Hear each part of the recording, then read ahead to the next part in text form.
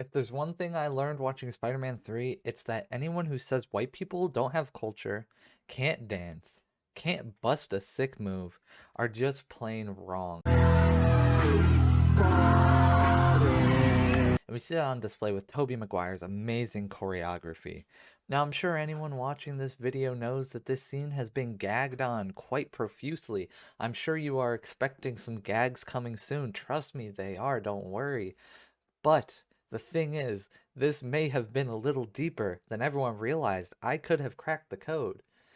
Let's start with this, okay? The beginning of this cringe dance scene starts with Peter Parker slamming Eddie Brock up against his own framed front page article in front of the entire office, and he just stares him down, and Eddie Brock just folds and is like, "Oh, we were just horsing around." And obviously, that would gas Peter up quite a bit. I mean, dude, I'm not that type of person at all, but like if I was, I would be like, "Rah, I'm a dog." You're not that guy, pal. Trust me. You're not that guy. Okay. The thing is, it's not because Peter Parker just exudes confidence and masculinity. It's because he had leverage. He exposes Eddie Brock for editing a previous picture of Spider-Man to make it look like he is in the symbiote suit. That allowed him to intimidate him. However, Peter Parker's ego got a little too big.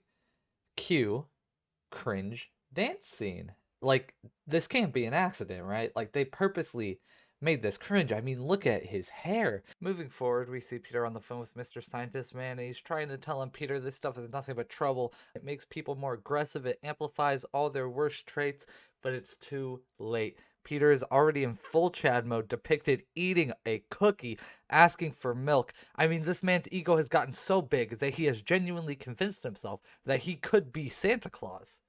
And then comes the infamous line, You got anyone nuts? now the thing is, there's two ways you can look at this scene. You could look at it from the religious standpoint or from the mental health standpoint. So let's break down the religious meaning of this scene first.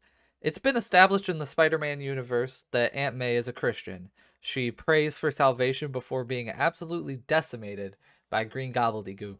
And the thing about Christianity is that, going off of the Bible, homosexuality is considered a big fat no-no. And now Peter Parker has assimilated himself with the symbiote at this point.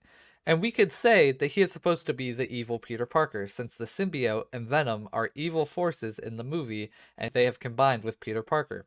So now that Peter Parker is evil, he's suddenly asking for nuts in his cookies? I don't know about you guys, but no other point in history, movies, comics, TV shows, have I ever heard Spider-Man order a cookie with nuts on it. Now, alternatively, this scene could be viewed as depicting Peter's struggle with mental health. Longtime Spider-Man fans will know that Peter is deathly allergic to almonds, and this is clearly shown when he almost loses his life to Punisher using an almond-tipped bullet. It's also common knowledge that almonds are the most popular nut in the Spider-Man universe, so when Peter asks for a cookie with nuts on it, he knows that there is a very high chance that the said nuts could be almonds. This is actually a cry for help from Peter. He's desperately wishing for any way out as the symbiote destroys the man he once was. They got the fuck out of the way! I can't see! There are cars there, motherfucker! Get out of the way! After some more cringe dancing, we cut to the Daily Bugle where we see Peter getting his game I'd on. love to shoot you sometime.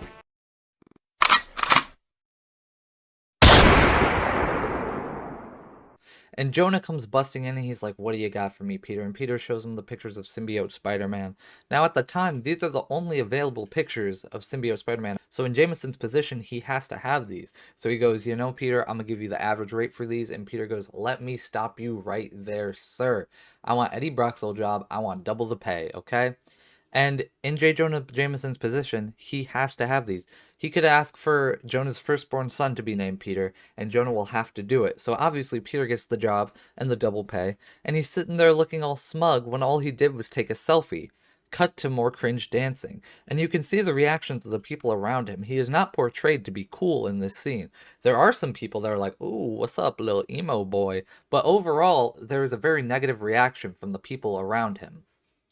So in conclusion, I believe this scene that was once considered a complete travesty was actually a lot more nuanced than people first realized. I believe that by contrasting Peter's ego growing through situations with outside influences to the cringe dance moves he puts on around people with no outside influences around him, it shows the dichotomy between him and the symbiote and how it's turning him into a bit of a D-bag. And yeah, that's about it. Have a great day. See ya! Ay, ay, ay, ay.